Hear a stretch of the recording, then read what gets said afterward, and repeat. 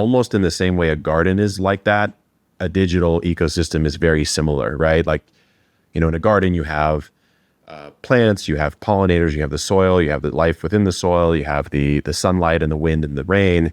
And you could map that in a sense to like the different platforms or the different ways you could create on a particular platform and how you connect all those different things together.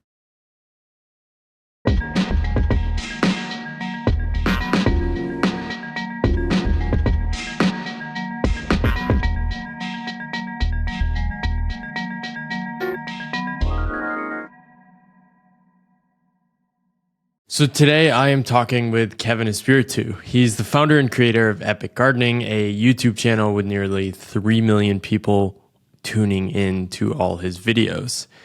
He's expanding that and growing it to a much larger ecosystem of a media company and exploring all sorts of different products that he is sharing with people from all around the world. But today I'm more excited to talk to him because I think he's playing a deeper journey. He's done all sorts of things over the years, dabbling with poker, book publishing, a stint with video games, and he owns a small plot of land in San Diego where he does have what appears to me to be an epic garden. He's a principle-driven creator and cares deeply about the game he's playing and is something I really admire and am excited to explore with him today. Welcome to the podcast, Kevin. Thank you, dude. I appreciate that. Cool to be on. Excited to dive in today. The question I start with everyone is similar. What are the stories and scripts you grew up with that shaped how you were thinking about the world growing up? I think it's a question I guess I haven't considered all too much, which is an interesting realization right there. But I mean, I could just go to the makeup of the family.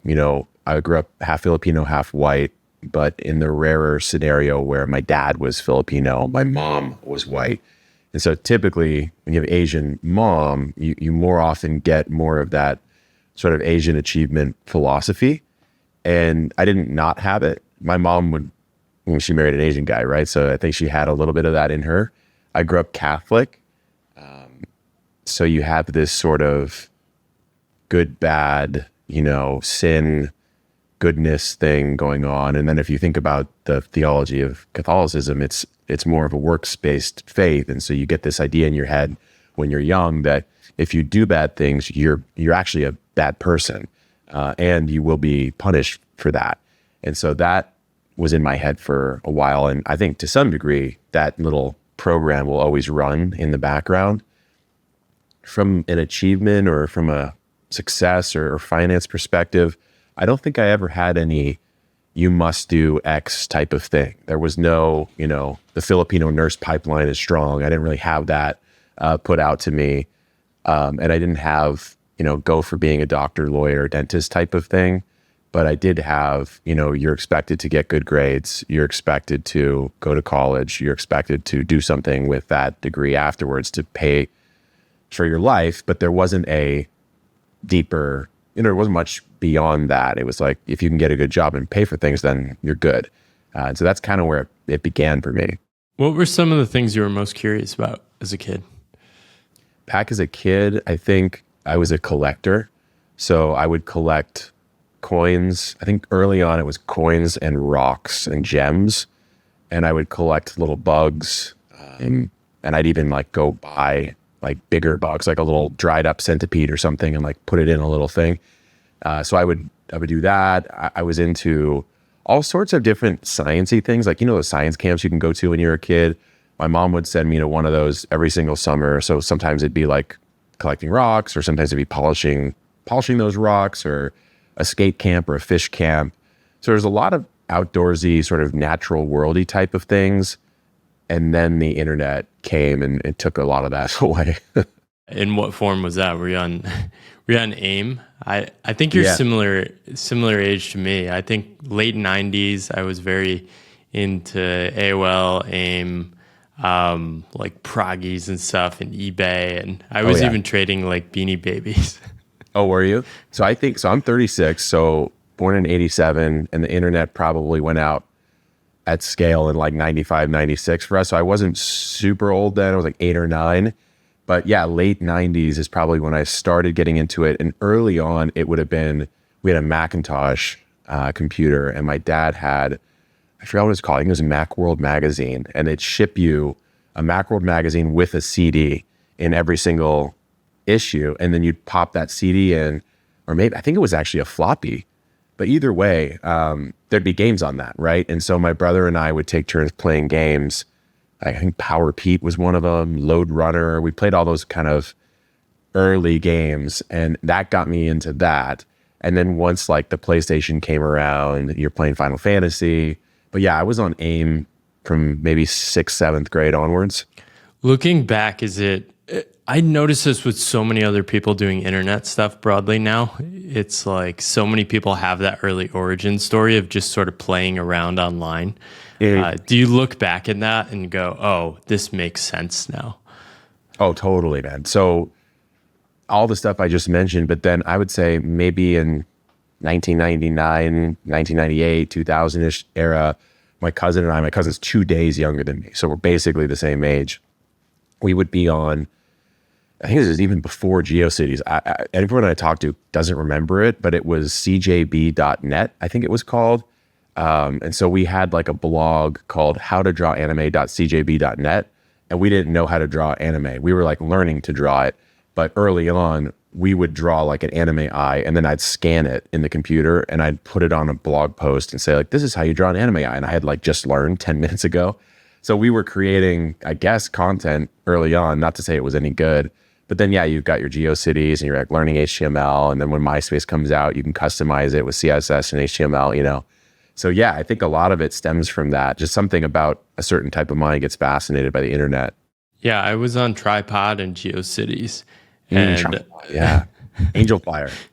Angel Fire as well. I think I had something registered on Angel Fire, but I don't know if I built anything. But I was doing like wrestling sim leagues, NBA sim leagues. I was doing these. Did you ever do those banner things where you'd like run the banner and try to get paid for it? Oh yeah. Oh, I remember getting fascinated by the like very early make money things that you'd have to do, like those crazy weird like hoops you'd have to jump through. I forgot about the banner thing. I remember playing, actually, did you ever play Neopets? I did not play Neopets. I was doing Tamagotchi, but yeah. Neopets was like the digital version of that, right? Yeah, Neopets I was on, I think pretty early. It was like a Flash, I think it was a Flash game with all sorts of different pages you could go to, and you could have these different pets. And I remember they launched the Neopia stock market, and I like YOLO'd all my Neo coins into like one, whatever the stock was. And I made so much that my cousins, who are all younger than me, because I'm the oldest in my family, I had like 180,000 Neo coins, some insane amount. And so I just like give them coins to do chores and stuff for me.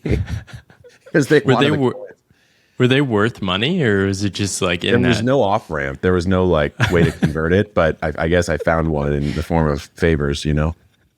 That's awesome. So was there sort of a off ramp from some of that stuff to the poker? Yeah, I mean, I think that stuff would have been 9, 10, 11, 12, 13 type of age. And then from 13 to about 18, there was no poker yet. 18, it was like 17 probably. There's this guy, Chris Moneymaker, if you know that guy. He won the World Series, right, from an online qualifier, and he started the wave, right? Perfect name, perfect story. All the kids are like, oh my gosh, I want to be like Chris. So we started playing limit poker just at home with our friends for $5 or something like that.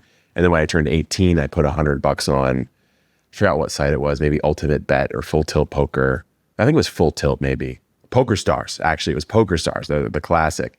And yeah, we just kind of took it from there. And so if I understand, this sort of took off, and you ended up paying for a large portion of college. And you've also talked about how this sort of broke your brain in terms of like how you were thinking about employment and making money and all that. So I'd love to hear a little bit more about that. Yeah. So what happened was when I was 18, I put the $100 on. I was playing limit Hold'em on like a table of 10 people. So it's a very, the upside of that game is relatively small because it's not no limits. You can't take advantage of someone's mistake to the maximum. But I sort of grinded out, a stack of maybe $800 and $1,000. And then I started moving up in stakes and playing no limit. And of course, if you're good there, you can take advantage of mistakes more. You can increase your stack. And then I just discovered the beauty of the game, because there's a level of luck to it, of course. There's probability on what cards are coming next, but there's also statistics and sort of heuristics and pattern recognition that goes into how a person might play. So if I was to play you, I might figure out what your general, disposition is. Maybe you're fearful of losing, right? Or maybe you really want to win. And that'll change your sort of quick snapshot of what heuristically you might do in a situation. So I might say like, okay, well, Paul might have, Paul's like pushing all in right now on the turn or something like that. And I would say, most people in this situation would never do it in this particular way, but because I know Paul, I know that like it's way more likely than that he might. And you'd make a call. And so it taught me a lot about kind of acting with imperfect information, which is just how life is. And then you're right. Like I would say maybe 2-ish years in, and this would have been end of freshman, sophomore year of high school or of college, excuse me, I was earning what I would have earned coming out with the accounting degree that I had at college. And then I was watching all my friends who were in accounting kind of teeing up those summer internships and teeing up studying for the CPA.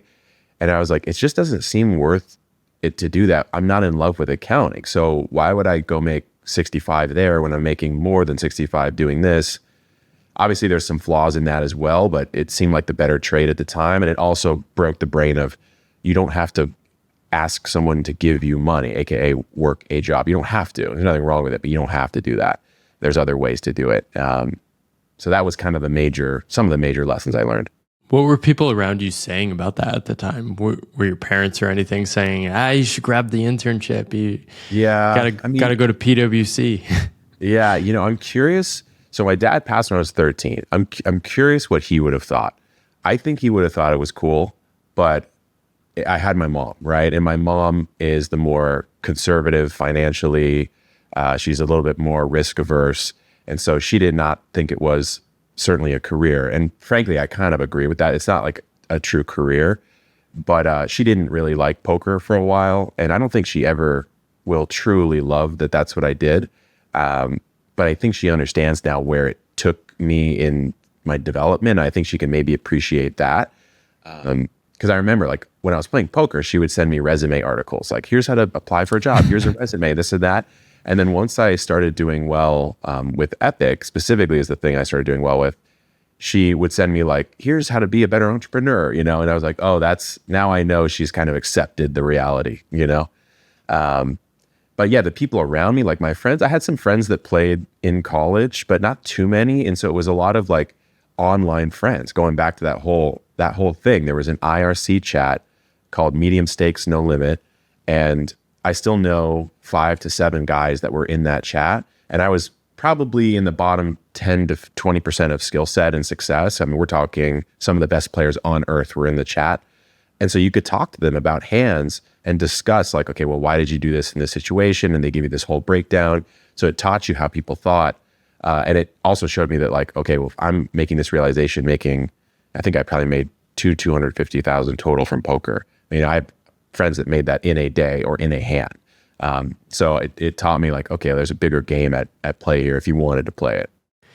Poker's interesting. I now have a bunch of friends who are former poker players. And I think the challenge with poker is, like you were alluding to earlier, is it's really hard to do it over a long period of time. It's just a very intense sort of stance toward the world. And it's also like a very solo pursuit. So talk to me about, I know you kept doing that for a bit, but when did you sense that was coming to an end? I think the first memory I have of going, I don't know about this, is I met some of those guys from the chat in person in San Diego. They had all like rented a house for the summer, and they were all 4 or 5 years older than me. And I probably was probably 21. So they're 25, 26. And so I come into the house and I see table, like it's messy, right? Because when you're playing poker, you're probably playing 6 to 12 tables at a time for many, many, many hours a day. It's a stereotype of like a gamer, right? You like your bang energy sitting on the thing and there's pizza, whatever. But also there's just like rolls of cash sitting on the tables, like $10,000, $30,000. And I'm like, it's just a weird scene, like I played only online. I never played in person. So walking into that sort of sloppy rich scene, I guess is what you'd call it. I was like, okay, interesting. We go out for dinner. They threw their credit cards in a hat and gambled for who has to pay. Cause that's sort of a poker thing that people do. I never really liked to do that, but I threw it in. Fortunately I lost. So I got the meal for free. There was a guy, I forgot his name, but he was smoking from a bong, like this huge bong. Like I'm talking like 4 feet tall. I don't know why. He was so high, he like knocked it over and broke it. And then he just went to the store and bought another one for $600 that he had bought the day before, And so there was this like total disconnection from the value of money, which you have to be good at poker. But at the same time, I was like, dude, I don't actually think I want to be this in 4 or 5 years if this is what I do. Like this isn't very cool, just to me. And so that planted the seed. So I started studying at the time for real estate, my real estate license. And while I was doing the real estate license, I was simultaneously playing a poker tournament on the side. So like split screen. I usually played cash games. I didn't play poker tournaments. So it's kind of unfamiliar to me, but I won the whole tournament. It was like $5,000 or $6,000. And I said, you know what? I'm literally studying for a different thing while I'm playing this. Why don't I just quit now and try to figure out what to do next? Because I have enough money to survive. And so that's what I did. I just stopped that day and I haven't really ever played since. That's pretty incredible. You never hear of people that actually walk away on top. Yeah. Where do you think that discipline came from? I mean, was it just seeing the sort of like nihilistic poker scene and being like, that is not where I'm headed? I don't want to say that necessarily because those two events were pretty far apart. I gave myself a good like 4 or 5 more months of that. I think there was just some sort of weird realization moment, and I maybe wasn't as in love with poker as I thought. It was like the ghost of a habit still getting played out. And so something about it, like my brain was just like, you know what? I think I'm done with this. And I just stopped, which is really weird because, normally with some sort of, because it can be addictive, right? Like some sort of addictive type thing, it's hard to do that. Yeah. Especially something you're good at that produces money by sitting on a screen. Yeah, exactly.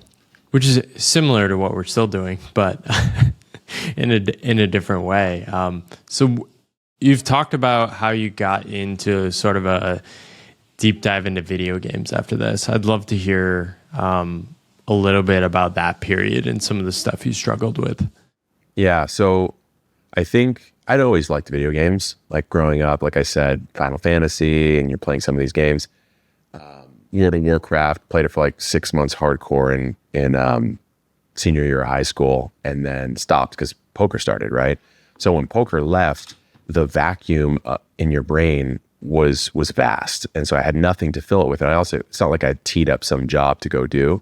So I had nothing to fill it with.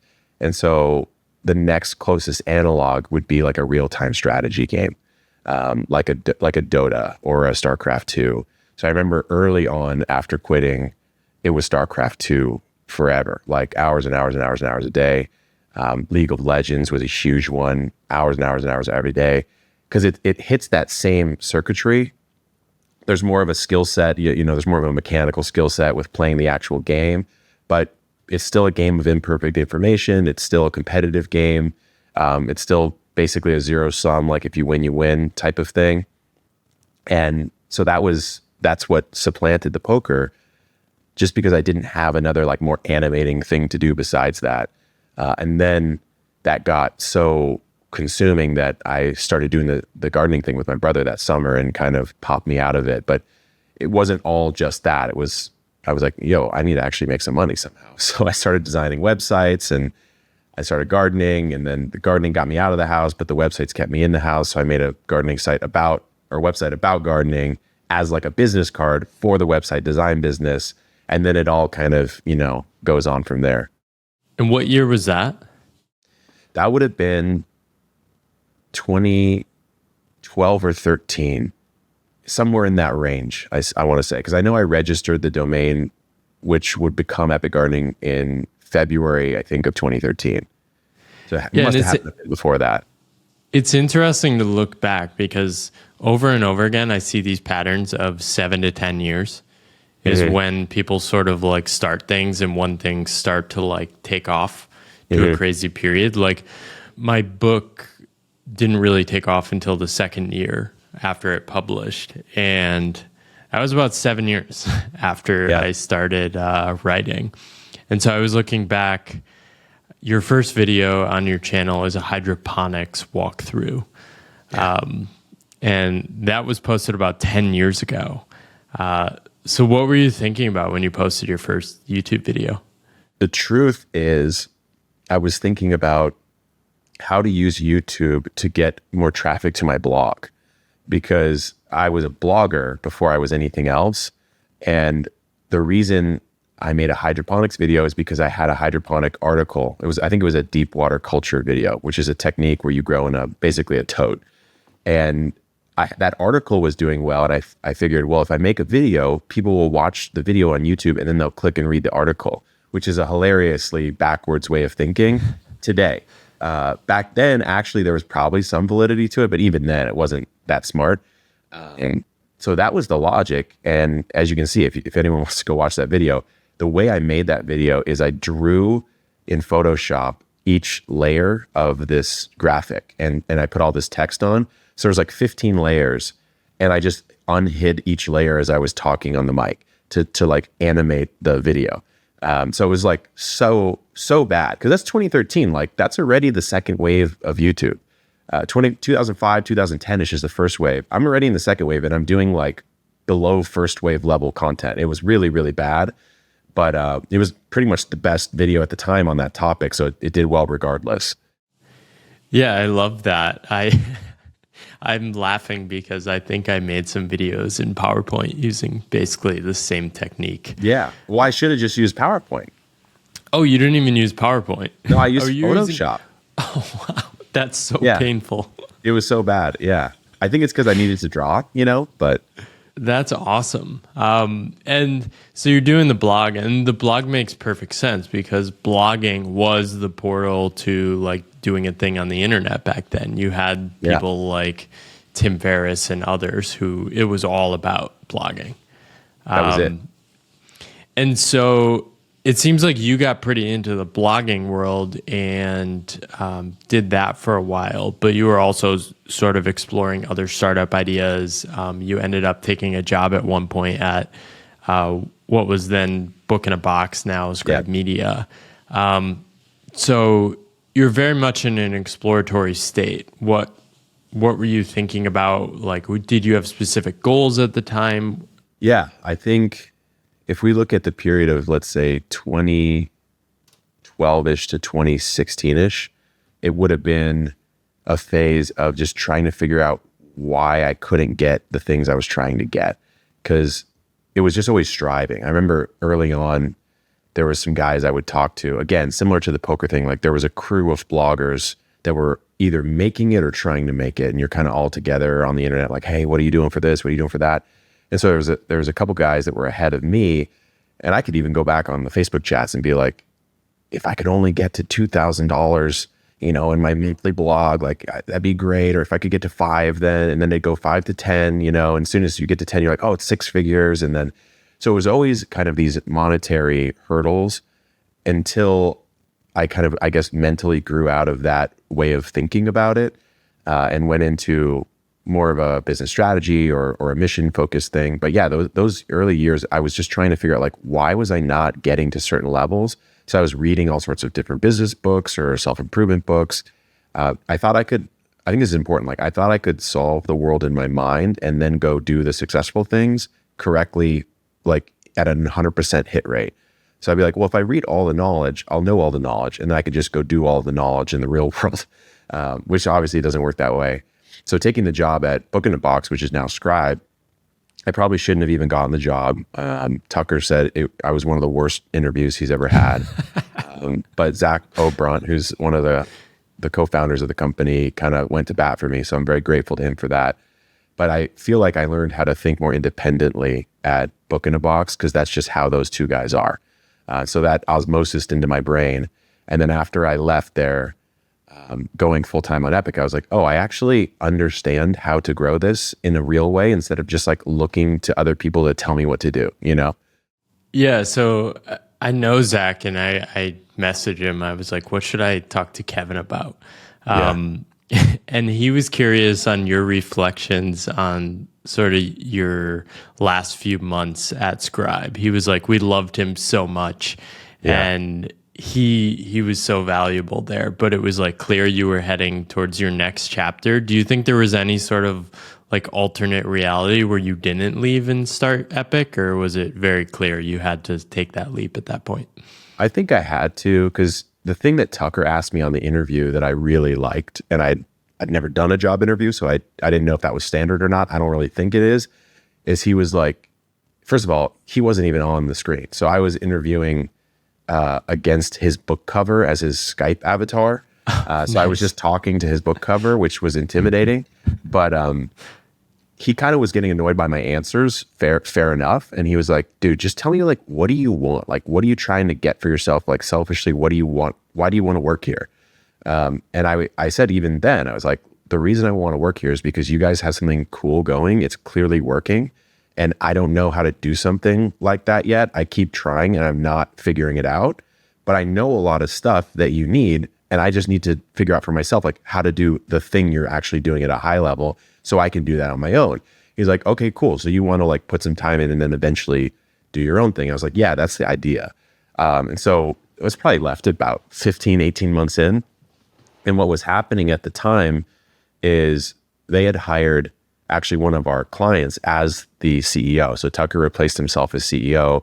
I think both of them were maybe starting to step back, maybe Zach a little bit less. I don't really know. And what was happening is we were going from a team initially of like 4 of us to maybe 13, 14, 15. And so my marketing and book marketing role was getting split into 3 different roles. 1/3 of what I did would be what I'd have to do all the time. So it was like either pick one of those 3 or maybe this isn't the place for you anymore. And I think I basically got managed out, but I wasn't aware that's what was happening at the time. Now I understand that's kind of what was happening with the CEO. So if I hadn't decided to leave, I probably would have left regardless. But yeah, that's my perspective is I felt like I'd watched this grow from maybe 200,000 in revenue to maybe 2 or 2.5 million. I'd launched 30, 40 books for authors. I'd seen like processes built and scale. And I was like, you know what? I think I could probably do something like this for Epic. So why don't I just like try to do it? And that was the impetus to leave. Yeah. And when you left, what was the focus? Was it around the YouTube channel and blog at the time? Yeah. Where were you thinking about investing your energy? The truth is Epic had existed for a few years, but it was always a hobby. And I think it was making $400 or $500 a month when I quit. So clearly it wouldn't make me well off or even enough to live off of. So what I thought I would do is genuinely, I thought I would farm for a living. So I thought I would be farming in people's front yards, harvesting the produce, selling it to markets and restaurants and make like $5,000 a month or something doing that. And then maybe I could scale that to like different locales. And then I did some other like farming ideas. But I was like, you know what? Why don't I just try to make the blog? It's a going concern. So why don't I try to make it make $3,000 a month so it pays the bills so that I can just do any of these other ideas for free, right? What happened is that it started working really quick. Like it took maybe 2 months to get it to 2 or 3 grand. It took another 2 months to get it to 5 or 6. And I was like, okay, why don't I just keep going on this and not do the actual farm for a living thing, just kind of teach and show what I'm doing. And yeah, it started with blog. So blog was probably the primary focus for the next year and a half at least. And then YouTube started to kick in and then product. And then, you sort of keep adding. Yeah. And you experienced like the pandemic was probably a pretty interesting experience for you, because similar things sort of happened with me. I wrote about our relationship to work, and then the pandemic happened, and suddenly there was this explosion of people that wanted to talk to me about their relationship to work. Similar, everyone was baking sourdough bread and suddenly starting a garden. How early did you realize, oh wow, this is something that's happening and I'm going to be leaning into this? I would say I remember it was the very end of January 2020 when I sort of did like the rough math on like virology stuff. And I was like, wait, if this is spreading like the way it seems like it is, and we didn't know back then. I was like, this could actually be like a really bad virus. And so I didn't play out the like biology-esque second to third order effects of, perfectly predicting everything that would happen. But I was sort of concerned at that time for sure. And then it took about another 6 weeks. And then I think the lockdown order came in somewhere around early March. And this almost the second that happened, I woke up and our subscribers were going up by like 10,000 a day. And I think I had 220,000 at the time. And so I never really considered myself a YouTuber. I just published when I published, and I was working on the blog and working on a bunch of other things, kind of disparately focused. And I remember texting my editor and I said, we're going to stick to a Monday, Wednesday, Friday, three videos a week. And I told my writer, I was like, we're doing 30 articles a month, so we're doing one a day. The podcast fired up a little bit more aggressively. I was like, let's just go. Like, let's just make these videos. Everyone wants to learn about it. Like, let's do it. And I think that year, the platforms grew like 3 or 4x or something like that. Something crazy. And I remember thinking at the time, I was like, man, I don't know if it'll ever be like this again. So you better cherish it while it's here, and to some degree that was true. And in another way, it's bigger than it ever was back then. Yeah. What was that like? I'm curious if you see parallels with sort of how your relationship was to poker and video games, and then sort of doing the content thing at the similar time. How was it different? How was it the same? I think to me, it feels pretty different. And to me, it feels better suited to me. I don't think I'm much of a 1v1 or 1v many direct competitor type personality, although I could do well enough at least. I think where it's different is it's a sort of complex system that has all these different variables and components to it, that if you know how to create, you know how to create like a multiplicative effect to grow an audience of people that like what you're putting out and enjoy it, and you can make a living doing that. And so almost in the same way a garden is like that, a digital ecosystem is very similar, right? Like, in a garden you have plants, you have pollinators, you have the soil, you have the life within the soil, you have the sunlight and the wind and the rain, and you could map that in a sense to like the different platforms or the different ways you could create on a particular platform, and how you connect all those different things together. Like, one thing in video might be short form video, obviously really popular right now. So you could be making very high reach short form concepts that aren't really super in depth, but they hook someone into, hey, maybe I would like to try gardening. And they go, what's this guy about? Then they go to the YouTube and they go, oh, he's not just this like clown who makes viral videos. There's a 45-minute video on how to grow this exact plant. Oh, I'm really and so I guess in that way it like suited my brain better than the more competitive realm of poker or video games. Yeah, it has an interesting offline long game too, right? Because like the content, if you're just doing content, can be super short term and just like what works, what's the response. But the reality of gardening is sometimes you're planting stuff that's not going to grow for months. So you sort of embed that longer term perspective. Do you think that's been a key thing in helping you have a healthy relationship with it? I think I think so, because when I look at other creators and someone just wants to talk like content with me, which I love, their minds are sort of jumbled on what's important and what's not. And so if you think about an annual vegetable versus a perennial vegetable, like maybe a satsuma orange tree that's going to pay you off for many, many years versus just growing a head of lettuce in 35 days and then you have to grow another one. When you think about like content, it's very similar. Like a blog, if you can rank via Google, you have a long-term asset, or call it a perennial content asset. You could call it that. Versus if you're just one of these short form creators who has to keep creating clapper videos and then you can't monetize the back end of it, it's sort of like you're just a dancing monkey on the internet, and you're not really actually getting compensated for it very much. And so, there's times where we put out videos. I remember I put a video on how to grow corn from seed to harvest. So I grew it from seed to harvest, which takes months, filmed all the process, and then put it out in July, which is a really bad time because you can't grow corn starting in July. You have to grow it starting months before that. So the video came out, and on YouTube, it got a 10 out of 10, which means it's the worst video of the last 10. And it was very much below even 9.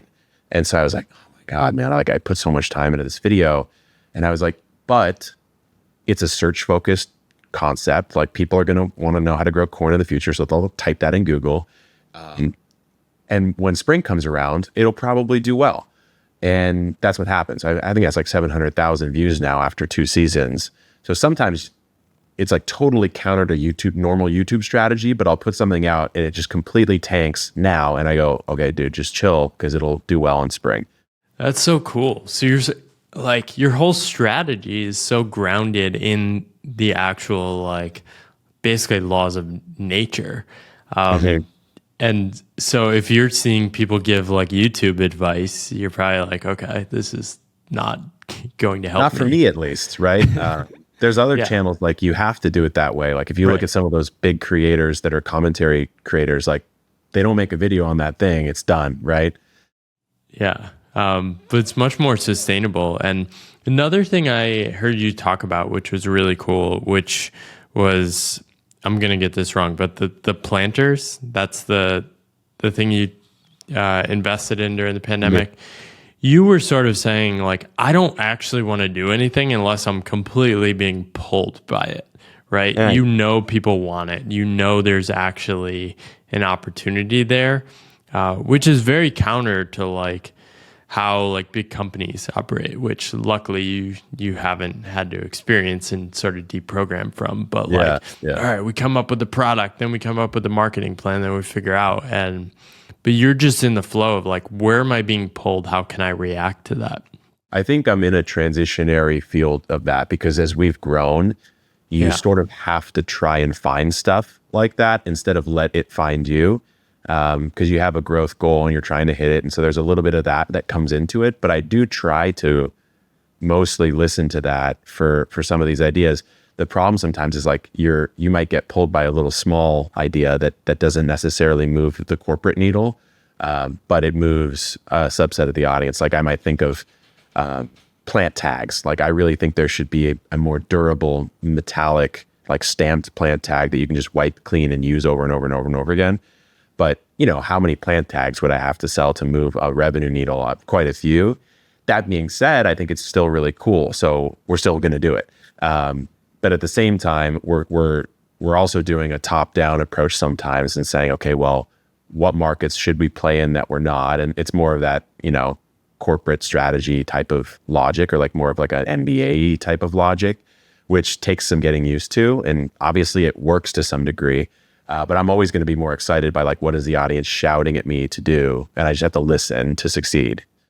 Yeah. And how has that recent evolution gone? I know you've taken some investment, which definitely makes sense. I mean, just running a product-based business is very challenging, just from like the working capital perspective and things like that. But how has that transition gone, and what have been some of the challenges or things where you're like, oh, wow, I didn't even realize the opportunities here. I sort of underestimated things.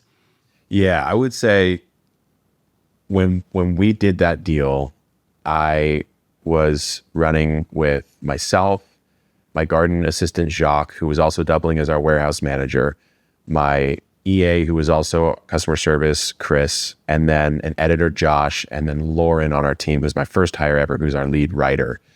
And they're all still here today. And we did, I think in 2021, somewhere in the 7.3-ish million dollar range. And that was $0 paid ad spend just very weird, sort of a anomalistic direct to consumer style business. And then we raised some money, and you hire off of that. I think the challenge is like, when you go from being this ragtag org, like you against the world, to like, no, there's structure here. There's levels of management. There's processes. You can't just kind of fire things off to people all the time, because they have a manager, and maybe you should talk to them first. You know what I mean?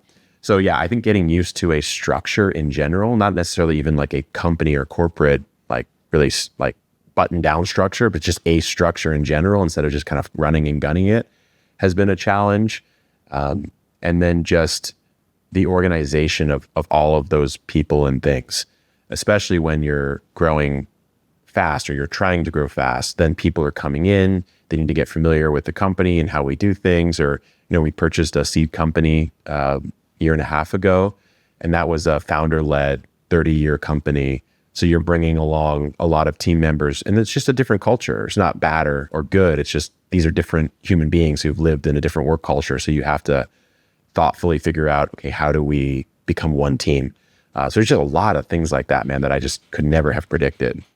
Yeah. And looking back, are there things you're like, oh, wow, like I wish I had done this earlier? I think, man, it's really difficult, because sometimes you think, I should have hired more senior earlier and then let that person build a team.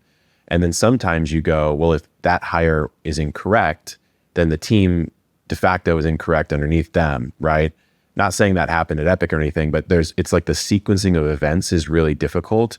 I used to always say, in the earlier days before raising any money, knowing what to do isn't actually that difficult, because it's kind of obvious. Like, if you need to sell more, if you need to cut costs, like it's sort of all right there, but it's the order and sequencing of which you do those things. I think that's more important. And that's what I wish I could have retroactively fixed in the last couple of years. It's just sequencing and priorities is the biggest problem. Yeah. What do you think you put ahead of things? Like, did you put the content ahead of other things? Because you enjoyed the content the most? That's often what I see with creators. Yeah, I mean, I'm always gonna like the content, right? Yeah. That's just my natural state.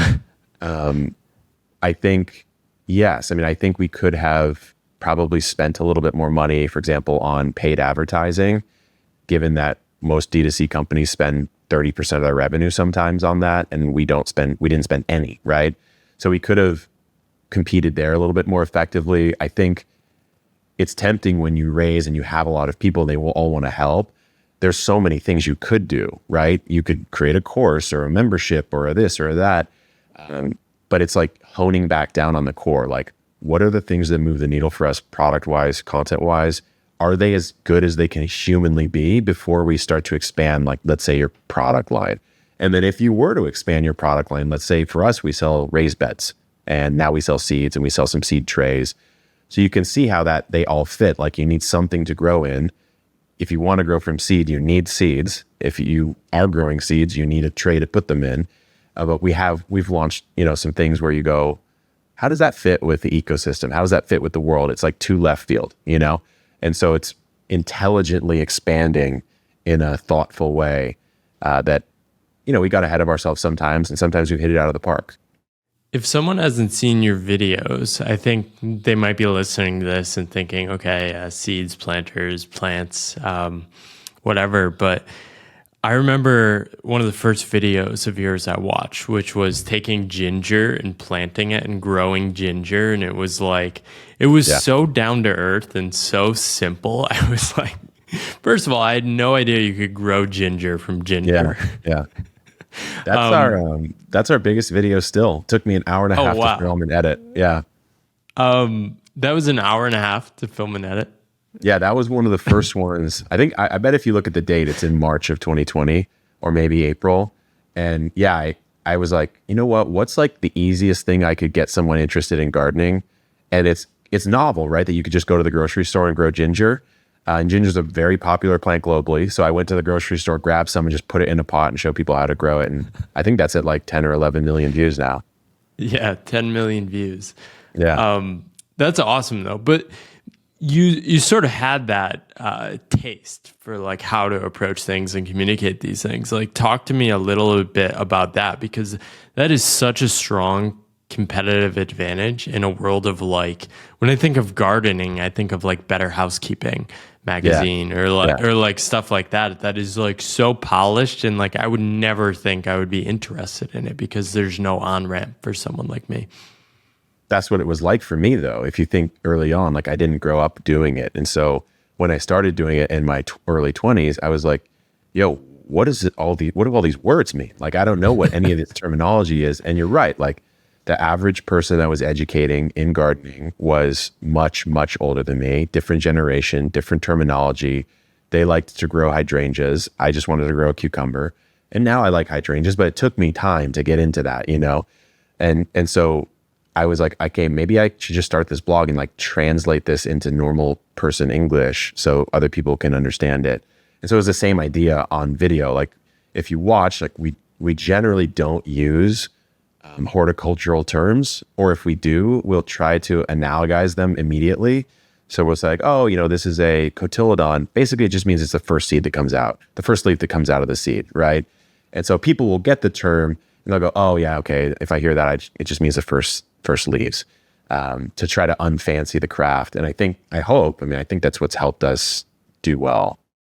Yeah, and I think a lot of people, when they're thinking about sharing stuff online or communicating ideas, they look at other people already doing what they're doing and are like, there's no space. This is already covered. But I think there's enormous space for basically communicating ideas to people like you, who either aren't doing the thing, probably some of your audience, or are and just like haven't been communicated to in the right way.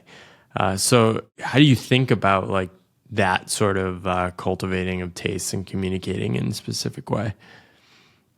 I mean, I don't know that I have a really good systemized answer for that, except for that when you write, you have to structure your thinking, right? So, you know, 500-600 blog posts deep on how to grow plants and how to deal with this pest and how to do this. There is a way that article makes the most sense, especially when it's so informational. It's not like an essay, you know? And so, you know, if you're doing a how to prune tomatoes, you'll say, okay, well, tell me why I need to. Tell me what types of tomatoes exist. Do you have to prune them all the same way? Okay, how do you prune each one? Where and why and when and how and all that sort of stuff. And so then when you translate that into video, you can't just give the information, because then you're just reciting facts. And so you have to weave in, you know, the personality or a story or a good visual, et cetera. And so I think you're just sort of layering on a base structure of information. And I think that's where a lot of people, especially in the educational space, can go wrong, or they'll wonder, they're like, why am I not getting these views, or why am I not growing? And if you watch the content, there's a million things that could be wrong with it. But I mean, a lot of the time it's like dryly presented, poorly structured information, and your brain just completely turns off. You're like, okay, I'll just go somewhere else, you know? So I don't have a great answer, but that's one of them. No, I think that is the answer, right? You're communicating in ways you actually want to communicate and that you probably want to read yourself. And then just sort of like the A/B testing it from blog posts, you start to develop, okay, I can write in this way and it sort of works. So let's keep going with it. How are you thinking about, I know you're in this sort of a transition of going from Kevin as Epic Gardening to potentially a cast of characters as Epic Gardening. What are some of the role models? I know I mentioned like Bill Simmons does this really well with sports, but what are some of the models and sort of playbooks for how you're thinking about doing this? I think there's a few. One, weirdly, would be something like an ESPN. I'm not really a sports guy at all, but if you think about what they do, you know, when golf is being covered on like a main show, the golf dude is always commentary. He's always coming in and feeding on that show. And so if you think about create like a fictional network about gardening, or just say it's Epic, like call our main channel the channel, on Instagram, on YouTube, on TikTok, etc. That's our channel. And then we have hosts, of which I've always been the main host. But even before raising any capital, my initial garden assistant, I sort of put him on the channel and said, hey, Jacques here helping out, and we film funny moments or whatever. And then he started to build familiarity with the audience. And then they wanted to hear what Jacques had to say about a certain thing, or Jacques knew more than me about a certain thing. So I said, Jacques, why don't you tell them, And so you cultivate that. And you kind of have to like boil the frog. You can't just hard pivot, because the audience can be like, yo, I didn't sign up for Jacques. I don't know who this guy is, So what we've been doing is slowly adding in faces and talent, and seeing how the audience reacts and responds. And if they don't respond well, it doesn't mean that person's like a bad talent or anything. It's just it wasn't hitting for our particular audience. And then just watching and saying like, oh wow, people really like this creator. We just brought on someone to do like herbal gardens and salves and tinctures and stuff. And I'm just never going to be the guy that knows that much about that compared to this creator, Anna, that we're testing out. And so that's kind of how I think about it. If you think about the digital world, I think Barstool Sports is probably the best example to have ever done it. But then there's like Babish. If you think about Binging with Babish, classic cooking channel that blew off pretty much off the back of Reddit, I would say. And now he's rebranded to Babish Culinary Universe, and he's got at least 2 other hosts that are on the channel, if not more. And so there's a lot of different ways to do it, but that's kind of the direction I want to go. Yeah, that's fascinating. I feel like this is going to be a big trend, because so many people have built things around themselves. I sort of have built 2 separate channels, and they're so centered around me. And I have this consulting skills channel, and I'm sort of going through the process of, well, how do I unpair this from myself? And it's not a straightforward thing to do. So no. I'm sure you're going. Probably the hardest problem we're going to see in the next 3 or 4 years is people trying and failing or succeeding. Because the truth is, like, for myself as the owner of the business, but also especially if you bring on an investor, they're terrified of if you get killed or whatever, right? I mean, You get bored. I mean, that could happen. And so the idea is you need to build something that's greater than yourself. And when you bring a team on too, you can't have dozens of people, living and dying off the fact that you don't want to do something anymore, or you're not as good as you once were, or whatever the case might be. So there's no other way. I mean, you see this trend of these YouTubers quitting now. Like Matt Pat, I think, is a really good example. He has 4 channels, right? One of the most legendary YouTubers ever. And what he's doing is he's giving the channels, I don't think in a true ownership perspective, but I could be wrong. But he's letting his lead writers of each channel become the new hosts. And he's like, this is the next generation. Because what else is he going to do? He's chained to it for life at the cadence he's set in the early days, unless he does something like that. He has no choice. Yeah, it's fascinating to watch. It's still so early with all this internet stuff. And like every week I'm learning something new. And the big challenge of this internet stuff, I think, is you do need to pay attention to what other people are doing, because that's how you learn about different opportunities and different ways of doing things. But also, you should probably ignore 90% of what other people are doing, because you don't have a similar wiring as them. You don't have the same competitive advantage. And it almost seems like you're set up really well to handle that. One, because gardening is different in the real world, and you have some of the experience from doing other things like poker that you sort of got caught up and then also knew how to leave. Yeah, I mean, I think it's funny when you look at the people who played poker back in that day that I would still keep in touch with. Like, every single one is doing some fascinating, weird thing and succeeding. Something about that way of thinking, I think, trains you well for the real world. It helps you stay grounded on like what's reality and how to act in it. There's a guy I know, very successful e-commerce brand. Another one's doing VR, gaming. Another one's a real estate guy. Like, they're all doing something very fascinating, and they've all cracked how to do that well. So something about the poker training is extensible to many different fields. My gut tells me it's something around probabilistic thinking. I think so. I think I think our economy is sort of shifting from this deterministic world to this probabilistic world. And a lot of what I write about is our relationship to work. And I think that shift is very disorienting for people who are used to like, okay, the game is work hard, follow path X. And that just doesn't deliver the same rewards in the same expected way as before. And if you don't have a probabilistic mindset, it's just totally disorienting. But if you do have that probabilistic mindset, you're seeing everything you do as sort of like, okay, there's a range of outcomes. Some may happen, some may not.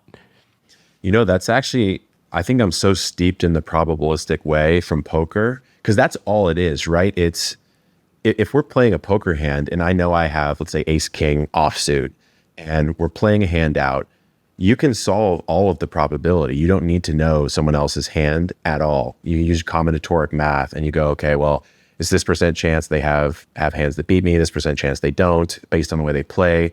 That's where you get into some of the fuzziness. You go, based on the way they act, I'm shifting those probabilities and the weightings of those groupings of hands in a certain way.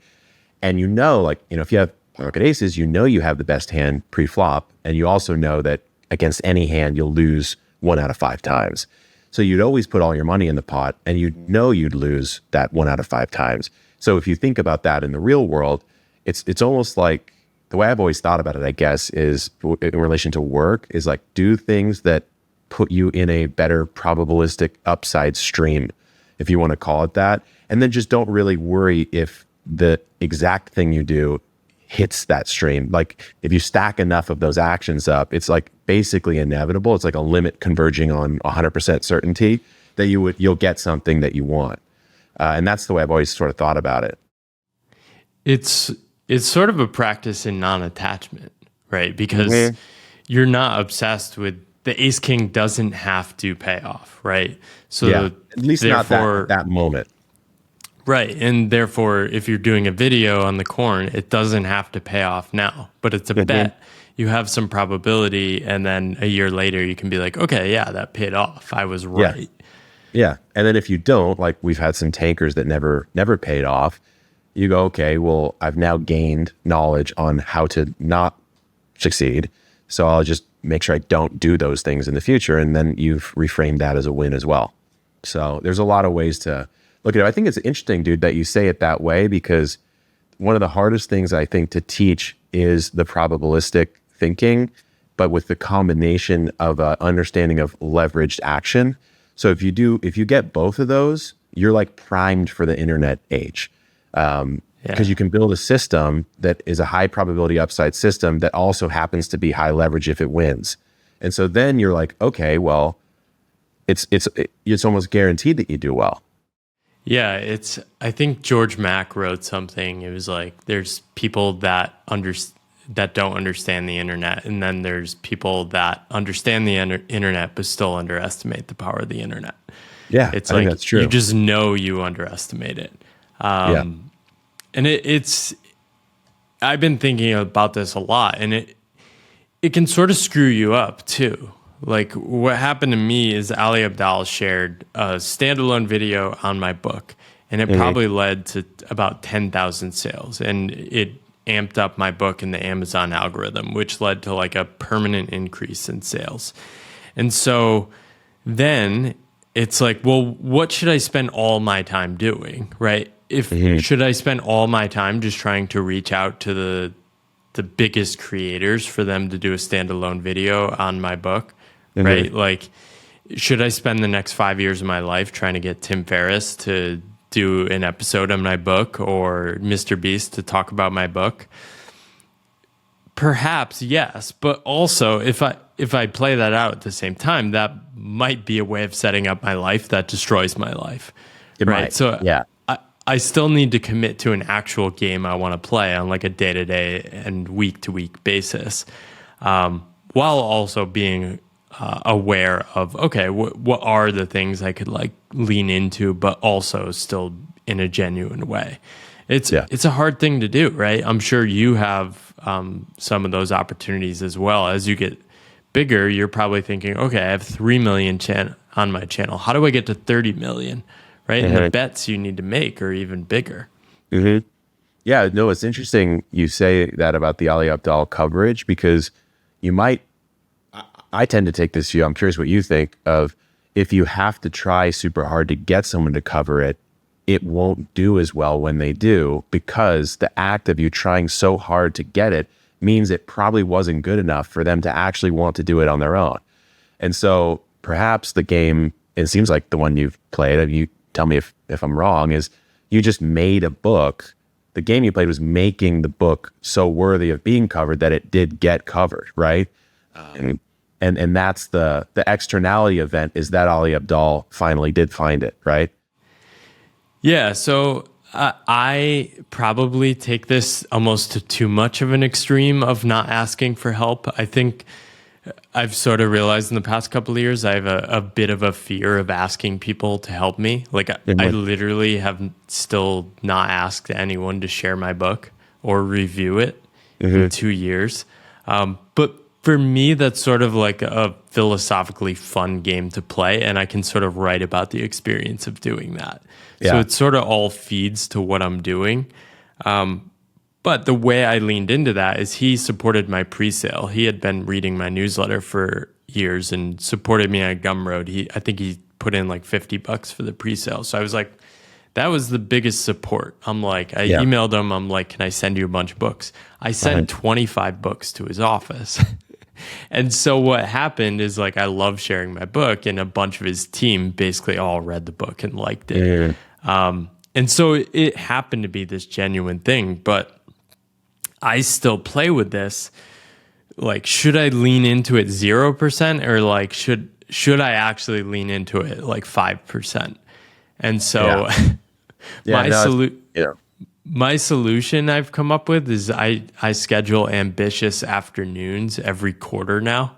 And this is when I send the scary emails asking for help. I think that's a good idea because going 0, you're fully relying on the sort of chaos events to happen, you know?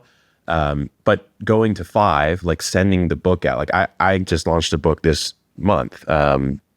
It's the third one, and I'm kind of like you with my books. I'm kind of like, hey, if they do well, people will tell people, and then people will buy the books. Like my first one continues to sell, right? And this time, I'm actually going to take the review copies I have and actually send them to people instead of not. Like I mostly just don't. And so I'm going to write them out to people we've worked with. Some are prominent, some are not, and just send them out and see what happens because that's the 10% event. Like you've at least created an event in the world where someone could react positively to instead of just kind of hoping it happens. Well, and I think that's the key, right? You're saying you're just sending it to people who you think would find it valuable. You're not saying I'm only sending it to top people. Yeah. People feel that when it happens, right? And you've built these genuine relationships over the years, and you're just going to actually send it to people you've actually already built a relationship with. It's kind of like looking at that as the pocket aces, right? Like, hey, this is a strong strategy, but it won't work. And it's probably way more than 20% of the time in this case. I'll send 100 books out and maybe 7 people will do something about it. And of those 7, maybe 2 will have a meaningful impact. But I don't care about any individual one that much. And in the net, I'm happy that I gave 100 people I had a relationship with a book. So if you frame the win as just giving the books out in the first place thoughtfully, and you let the chips fall where they may, then to me, I always like to have like, what's my baseline win? And if my baseline win is something I can fully control, then I'm good. Yeah. And so you do it. When does the new book come out? It's out. Oh, it's out. Yeah. All right. I'm going to link to that. And you previously had a self-published book as well. And so you have the YouTube channel, you have the products. How do you think about the ecosystem? Like if you have a picture of like the quote unquote game you're playing, does it start with the YouTube channel? Like what does the map of that look like? It probably starts with the YouTube channel and the blog are probably both at the top because those are the really, you might say Pinterest, but blog and YouTube are the only evergreen traffic sources because people type in search boxes there. They don't type in search boxes really anywhere else anymore, right? So that's where you're going to get new folks. You might call paid advertising another way of doing that, but that's more expensive. So after that, it's the content that generates all of the sort of chaotic positive, sending to a friend, sharing, emailing, whatever. The short form stuff, specifically video, is what algorithmically brings in a new audience that wouldn't be searching, but happens to find it because the content actually scales. And then all of that, I want people to connect to the craft, because what we're trying to do is teach you how to grow. And so if you land on our YouTube or use our blog as a resource and then trust us enough to say, I wonder what I should be getting. Like, should I get this soil? Should I get that soil? Should I get this? Should I get that? Well, it so happens that we do have those for sale. And that's where we hope you would support us by buying some of that stuff. But I think where the creator markets tend to go wrong is they think that just because the trust relationship is built, that the products don't have to actually be meaningfully better. And I go, okay, well, technically that's true, because the parasocial relationship is very strong. And, you see people sell creator merch like crazy, and it's just print on demand merch. Like, there's nothing special about it. So clearly that's true, but why would you not go the extra mile and have a functionally better product that people love to buy from you? Like our seeds, our trays and stuff, they're actually better than what else is out there, I believe. And so it's That's like, awesome. okay, why not win twice by actually making pretending like you're just a commerce company, without the audience. Well, you're sort of appearing in people's flow of life, right? They're over their friend's house, they see these trays, and you come up in the conversation in an authentic, organic way. I'm sort of seeing this with the book, even. Like, people are recommending it to people, and then they're so grateful that their friend recommended it to them that they're like, who is this dude? Yeah. It's when the curiosity happens. Like, wait, what's going on with this guy? And then they dive in, right? It takes a while sometimes. Yeah, it's a very, I think all of this is a long game. And I think it's very cool to learn a little bit more about how you're thinking about this. And I think it's a very genuine long game. It is like, I would not bet against a lot of the stuff you're doing. It's just very strong. And I love the philosophical undergirding of it. Thanks, man. I appreciate that. Likewise. What is next for you? Like, what are some of the challenges and things you're working on over the next couple of years? The real challenge, I think, is going to be proving ourselves at the next phase. Can I build beloved educators and talents that are talking about a wide range of things that are in our world? Can I do that? And can I pair that with meaningfully better products for those people in our audience that they actually know and love and like to receive, and ideally are also good for, we're trying to create wasteful things, right? So can I do those two things, and can we expand through different channels such that, if you don't have to know about Epic to have an interface with our product? Can we, be in different commercial marketplaces that you can actually find us? Because that's a weaker point for us right now. So it's kind of proving out the evolution of the company on the content side and the commerce side. Amazing. Do you have any path role models that inspire you or help you think about your path? I mean, wouldn't everyone of our generation say Tim Ferriss to some degree? I mean, everyone's got to have Tim on that list. I think, who's another interesting guy? Maybe Peter Levels. I followed him and chatted with him a bit, like maybe even 6 years ago, I think. 6-7 years ago, but he's sort of built that for himself. And I mean, your stuff is very, very fascinating to me. I was telling my girlfriend yesterday that, like, for some reason I have not read the book yet, and I'm not sure why. Maybe I'm like afraid it'll take me off the current path or something. But I like the like conversation you seem to have started amongst all these like internet achievers, and I think we're all experiencing some level of what's in that book. Once I read it, I'll be able to confirm that. Yeah, I think what you'd find is just that you're already living a lot of the things I'm talking about. So I'd be curious if you ever do read it. No expectations, but yeah, it's interesting you mentioned Tim and Peter too, because those are sort of two big role models for me, because they've constantly reinvented and also have a very independent path. Mm-hmm. Yeah, if you look at what Tim could have done, he could have become one of those weirdo guru types, like a Grant Cardone or something, and he just didn't. And there's way more money in that than what he does now. Or even the investing. Like he could have Yeah. just kept going as a venture capitalist angel investor. Yeah. I think when I saw him do that originally, I was like, that's easy. He has a lot of money now. But I think now being on my own path, I'm like, wow, that's really hard to do, to step away from that and actually just say, I'm going to start something new.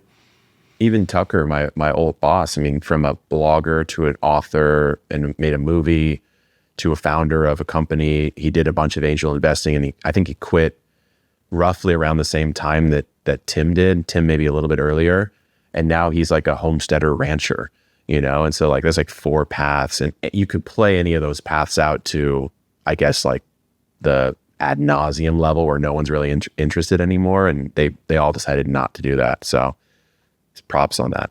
Beautiful. So maybe you can give my audience a couple things. One, where to find you, but what are some of the best on-ramps to get into gardening? Would you send them the ginger video, or do you have a couple other suggestions? I would say, yeah, I mean, the YouTube channel is probably the best. And I would just say, type in the search box on the channel whatever plant you want to eat the most, and we probably have something on that, because wanting to eat it is a good enough reason to want to keep it alive, not just like what's easy to grow. So if you don't like radishes, they might be easy, but you don't care about them, so why are you going to care if you grow them or not? As far as like where to find Epic, it's just Epic Gardening everywhere. And as far as where to find me, Twitter I think is probably my most active, and then I just started posting on my personal YouTube channel more, which is just my name, Kevin Espiritu. So that's it. Beautiful. Well, it was great to learn more about your path, get to know you more. We'll be rooting for you and following your journey. Thanks so much, Kevin. Thanks, dude. I appreciate it. Hey there. Thanks for watching that episode of the Pathless Path podcast in video form on YouTube. If you want to see more episodes, you can find links to further episodes up here, or you can subscribe over here. Thank you for your support, and I wish you luck on your own pathless path.